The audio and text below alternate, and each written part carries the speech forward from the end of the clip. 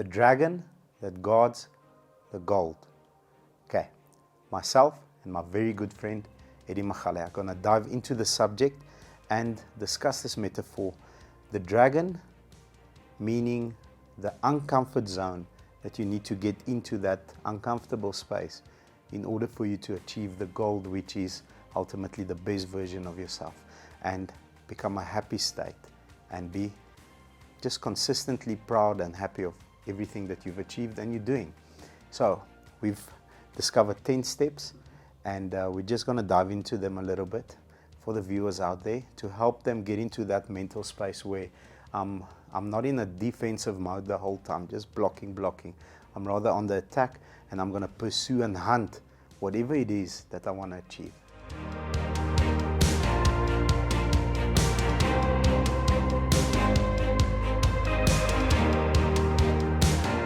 Before we get there, I hope I don't butcher his surname. Vusi Thembekwayo. Okay. A while ago I saw a speech that he did, and I don't know of anybody that describes this better than he could. So, kudos to you. You are in the gym. You've got a dumbbell, and you're doing bicep curls. At one stage, it gets very difficult and uncomfortable. You've got two choices. Choice number one, you put it down, and you get that immediate relief. It's not sore anymore. I'm comfortable, but you don't get the result. Choice number two, you push through, and you push through the pain. You get the result. So here's the challenge. You can't have both. No. You need to choose one. You need to choose one. So I can use the metaphor of the dragon that guards the gold. The dragon is obviously the pain, and the gold is big biceps, big guns, like my friend Eddie here. So let's get into the 10 steps. The first one being identify and become aware of what's outside your comfort zone. Identify, then become aware of what's outside your comfort zone. Yeah. So how do you do that?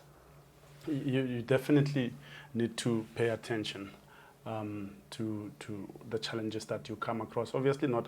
The good part about this is everybody wants to grow. Everybody wants to make it in life. Agree. Everybody says they do. I do believe this. I believe that everybody, in their own mind, they have a dream. They want to become someone different. But the question is, are you willing to change? Are you willing to change to meet that different person, that different you? It takes quite a lot. If you really want it, I believe you'll be able to identify exactly what your weaknesses are, what you're struggling with. You should be able to identify which areas of your life you need to strengthen. So I know the moment that I get nervous and I get stressed and I get doubtful in my mind, this is now an uncomfort zone, and this is where I need to be. This is where I need to be in order to grow. So now the pain is starting to build, whether it's if you're a youngster and you want to go and ask that girl out, but you've got those butterflies and you don't know how to approach the situation, or whether you are about to speak to your boss and ask him for a raise. The moment that you start feeling nervous, you've identified it. Yeah. This is the uncomfort zone. Great place to be. What I like about how it always happens in life is everything is so challenging before you start. It looks so big. It looks like a mountain before you start. But if anyone has ever faced any challenge, what you can actually realize is that it becomes easier once you get started. The whole process becomes easier. The most difficult part is to start. And you need to identify that moment of uncomfort and then just go for it. I see this all the time. When you're starting your run, if you're starting any game of soccer or anything, the first few minutes is the most difficult. But the easiest is just after you've started. Then you can just push through. You can push through. Yeah. Point number 2, become clear about what you are aiming to overcome. So I think a lot of the time, people are not clear. They don't have a crystal clear vision of, let's say, for example, I want to be the best salesperson or rep in my company.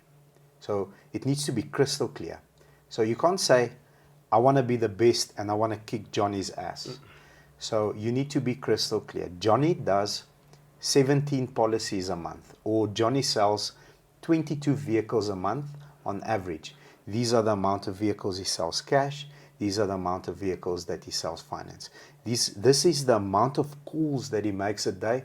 He sees so many people. He drives and does demos. So crystal clear. Analyze the whole situation from top to bottom before you go and take on that goal. So if you want to do biceps, crystal clear in that environment will mean what diet are you eating? Yeah. How many times per week is optimum, bicep curls? What exercises must you? Crystal clear. You need to have it down to the point before you decide to go for that goal. It actually makes me wonder, have you ever asked yourself why for every race there's a lane for every runner? Obviously, if you want to compete with Johnny, you want to keep to your lane. Yes. Have your own game plan. If you're going to try and copy his plan, you're most unlikely to make it. You can't beat Johnny at being Johnny. No. You have to beat Johnny by being Eddie, Yeah. who's a better version of Johnny. Exactly. But you have to be crystal Exactly. clear. Number 3, how will stepping out of your comfort zone and being uncomfortable help you? Look, I don't know if anyone, I can't remember. If there is one, you'll remind me. Anyone that stayed comfortable and happened to grow in life. I've never seen it happen. Guaranteed results is growth. I did mention earlier that everybody wants to make it in life. Everybody wants success in every field of your life. So the first step would definitely be to take action. You need to definitely make that first move. Some would say it's difficult, but I think the question would be, how much do you want it?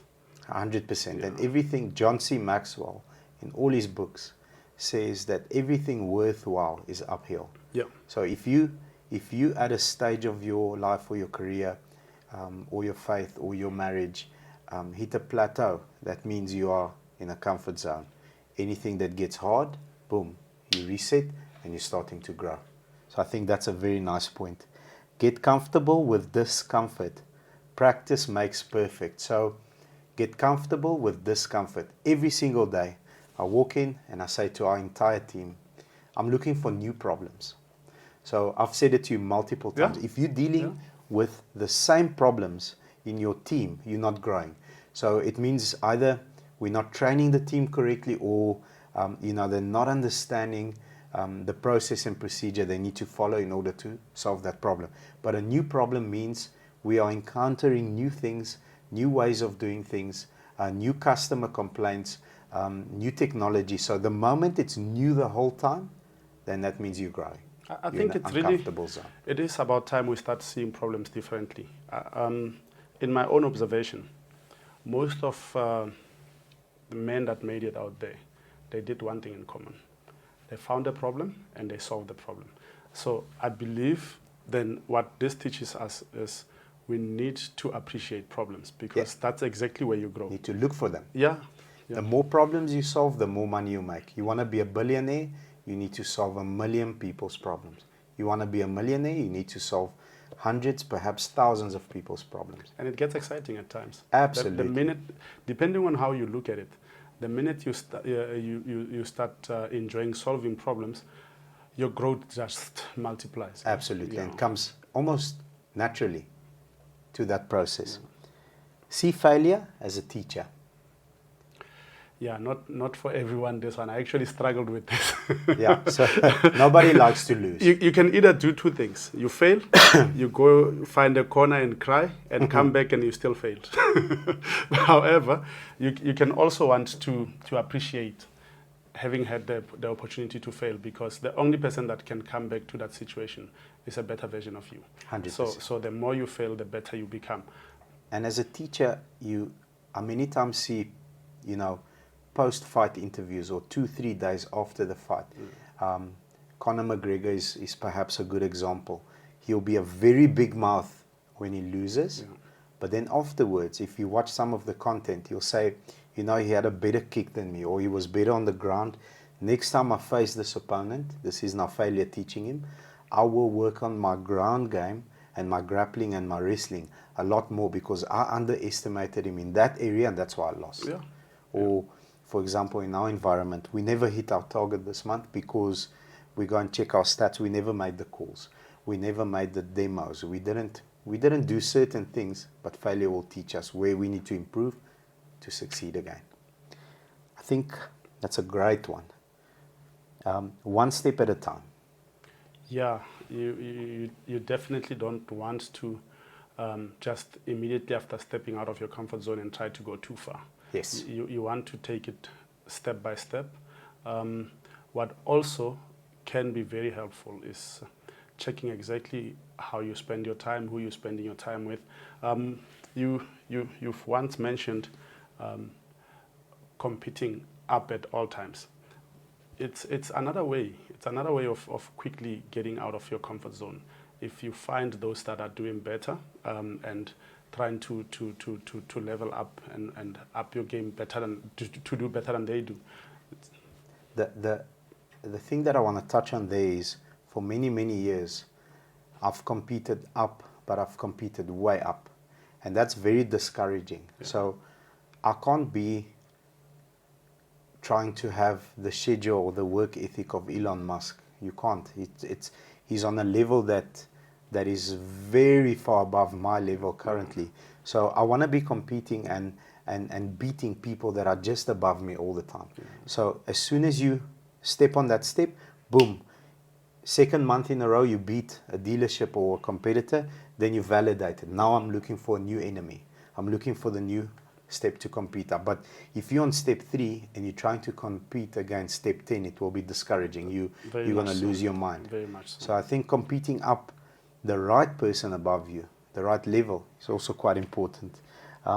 Now, surround yourself with like-minded people. I mean, you just, I think 2 minutes ago, said you can't be amongst family or friends that always find a problem for your solution. Mm-mm. It will discourage you. You have to be around people that want to win, want to grow, want to challenge, want to solve problems. Very, very, very important. Very important fact. I mean, if you're sitting with someone that's already at their plateau, what are you going to discuss with them? Chances of you growing, 0. 100%. You want to be with that guy that's always looking for the next challenge. Yeah. That's the friend to keep, because then he can drive you. You can drive each other to growth. You can drive each other to success. I'm not saying we should go back now and stop talking to our friends and family. No. But prioritizing our time. Absolutely. Yeah. So I've applied this rule to my life for the past, I think, at least 5 years. I spend 30% with people, 30% of my time with people that are below me in terms of career. Yeah.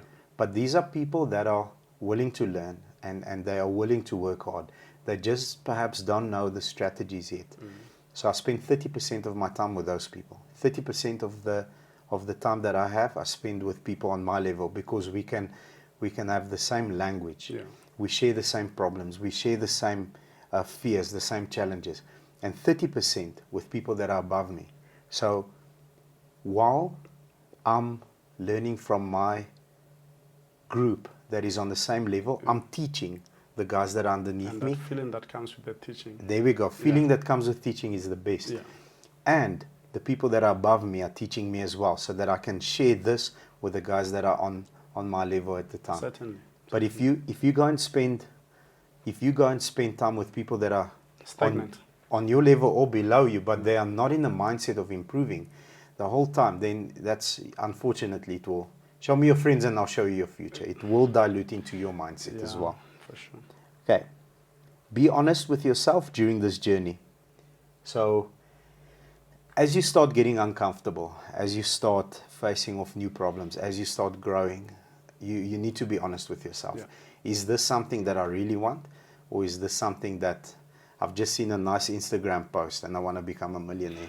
You need to know, I want to become a millionaire because I want to make sure that my parents are financially free. You need to have a big why behind it.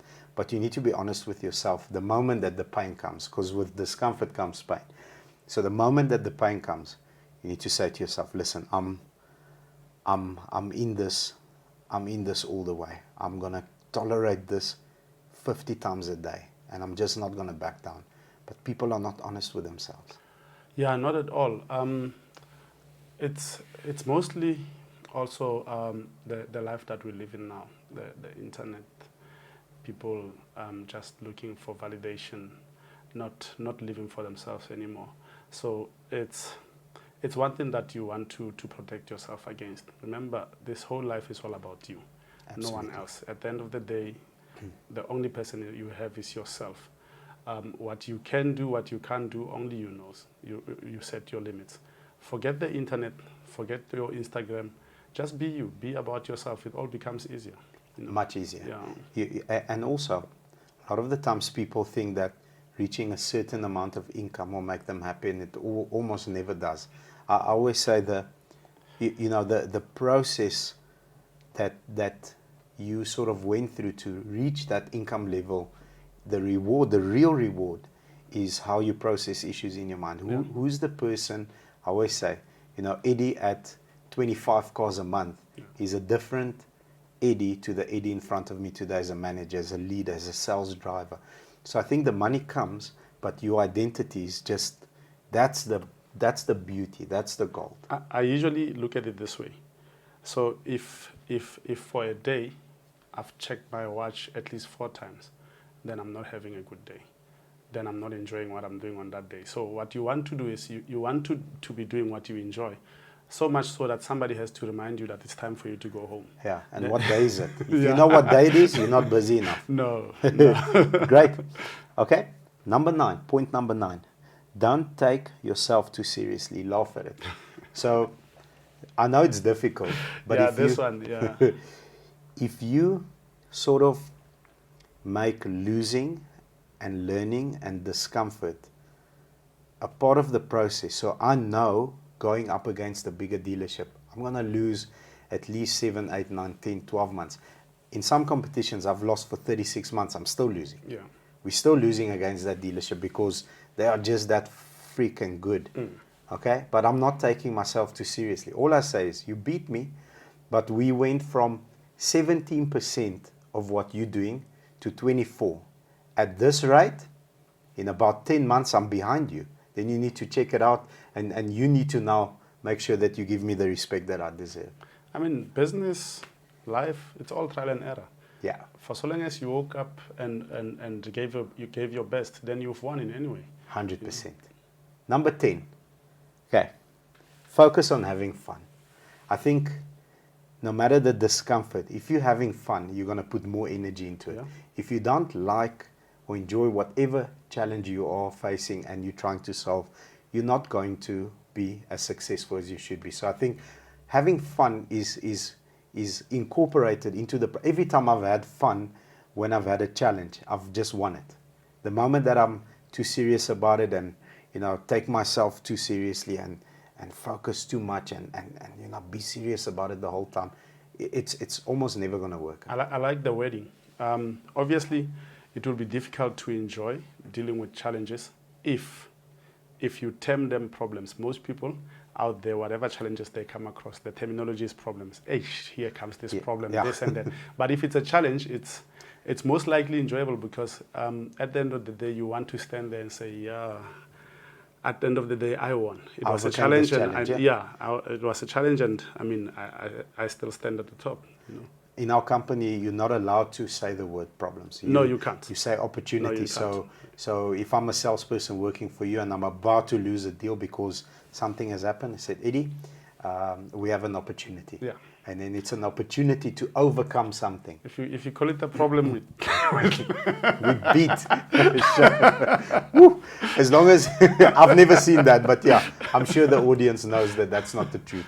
But if it's seen as an opportunity, then you've got no problems to excel and achieve it. Remember, especially in the business world, the more challenges you face, the more clients that comes with challenges that needs to be solved. It's actually an opportunity for you to upsell or to also meet new customers, either a friend that accompanied whoever client you're helping. Or resell them on the company as well, and yourself. Yes, so you want this every day. You want this You're every looking day. for new problems. Every day. Awesome. Yeah. Awesome. If you guys have enjoyed this content, if you found it valuable, and if you're going to apply the 10 steps of overcoming the dragon and going for the gold, or maybe you know of somebody that can really use some motivation in this video, please share it. Also like it and subscribe. And hit the bell button. Then we'll make sure that all the new episodes come through the notifications. Take care, everybody.